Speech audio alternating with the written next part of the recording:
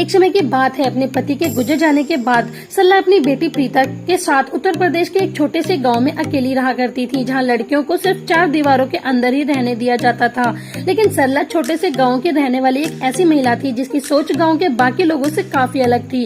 वो अपनी बेटी को हर उस चीज की इजाजत दिया करती थी जो एक लड़के को दी जाती थी, चाहे फिर रात के वक्त घर के लिए कुछ जरूरी ही चीजें खरीद कर लाने की बात हो या फिर मजदूरी करके घर के लिए 2 वक्त के खाने का गुजारा करने की बात हो। यही नहीं बल्कि प्रीता लड़कों को बराबर की टक्कर जो देती थी, साथ ही उसकी एक और खासियत थी और वो भी उसकी पहलवानी। जी हाँ दोस्तों, प्रीता पहलवानी में भी नंबर 1 थी और उसे पहलवानी के लिए भी पूरी तरह से छूट दी गई थी। हालांकि उसके इस काम से गांव का हर एक व्यक्ति नाराज था। प्रीता की मां के अलावा उसे पहलवानी करने की इजाजत किसी ने नहीं दी थी, लेकिन सरला और प्रीता दोनों माँ बेटी कहाँ दूसरों की बातों से पीछे हटने वाले में से थी।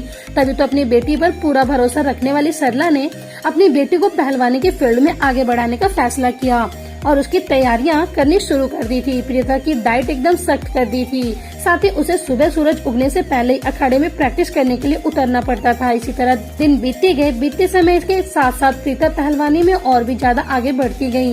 लेकिन अब सवाल ये था कि प्रीता को अखाड़े में किस तरह से उतारा जाए। सरला अपनी बेटी को कई बार अखाड़े में पहलवानों से लड़वाने तो लेकर गई थी, मगर प्रीता को पहलवानी करने का कोई मौका ही नहीं दिया जाता था। लेकिन उसने हार नहीं मानी और हर एक दिन अखाड़े का चक्कर लगाया और आखिरकार सरला और उसकी बेटी की जिद की वजह से वो दिन आ ही गया जब प्रीता को अखाड़े में पहलवानी के लिए उतारा गया। हालांकि उस पहलवानी में प्रीता को लड़कियों के साथ नहीं बल्कि मर्दों के साथ लड़ना था, पर प्रीता मर्दों से भी पहलवानी करने से पीछे नहीं हटी और एक ही झटके में उसने गांव के कई बड़े बड़े पहलवानों को धूल चटा दी। इसके लिए न सिर्फ उसे पैसे दिए गए बल्कि उसे सम्मानित भी किया गया और उस दिन की पहलवानी ने प्रीता को अखबारों में भी मशहूर कर दिया था।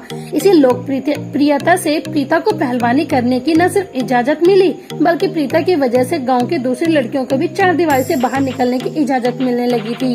साथ ही अपनी बेटी की इस मेहनत और लगन की वजह से अब सरला को भी दूर दूर तक जाना जाने लगा था। तो दोस्तों, कैसी लगी आपको प्रीता की पहलवानी?